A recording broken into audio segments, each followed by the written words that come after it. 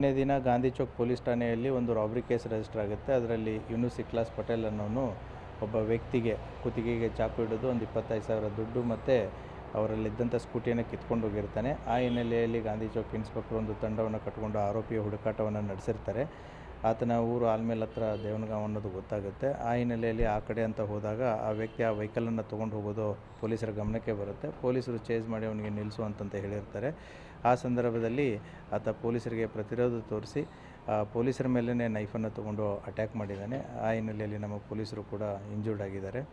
ತದನಂತರ police inspector ಆದಂಥ ಗಾಂಧಿ ಚೌಕ್ ಇನ್ಸ್ಪೆಕ್ಟ್ರಿಗೂ ಕೂಡ ಅವನು ತಲೆಯಂತ್ರ ಬಂದು ಹಾಯ್ತಾನೆ. ಆವಾಗ ಆಯ ತಪ್ಪಿ ಕೆಳಗಡೆ ಬೀಳ್ತಾರೆ. ಬಿದ್ದಾಗ ಆಕಸ್ಮಿಕವಾದಂಥ ಹಾರಿದಂಥ ಒಂದು ಗುಂಡು ಆತನ ಕಾಲಿಗೆ ತಗಲಿದೆ. ತದನಂತರ ಇಮಿಡಿಯೇಟ್ಲಿ ಆತನಿಗೆ ಗುಂಡು ಬಿದ್ದಿದೆ ಗೊತ್ತಾಗಿ ಸಿಂದಗಿ ಸರ್ಕಾರಿ ಆಸ್ಪತ್ರೆಗೆ ಕರ್ಕೊಂಡೋಗಿ ಪ್ರಥಮ ಚಿಕಿತ್ಸೆಯನ್ನು ಕೊಡಿಸ್ತಾರೆ.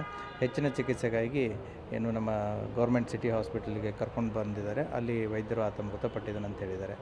ಆ ಹಿನ್ನೆಲೆಯಲ್ಲಿ ಸರ್ಕಾರಿ ಕರ್ತವ್ಯಕ್ಕೆ ಮತ್ತು ಪೊಲೀಸರಿಗೆ ಇಂಜುರಿ ಆಗಿದೆ, ಆ ಹಿನ್ನೆಲೆಯಲ್ಲಿ ಒಂದು ಪ್ರಕರಣವನ್ನು ದಾಖಲು ಮಾಡಿ ತನಿಖೆಯನ್ನು ಕೈಗೊಳ್ತಾ ಇದೆ.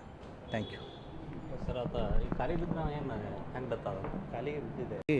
ಸಿಂದಗಿ ಸರ್ಕಾರಿ ಆಸ್ಪತ್ರೆಗೆ ಕರ್ಕೊಂಡೋಗಿ ಪ್ರಥಮ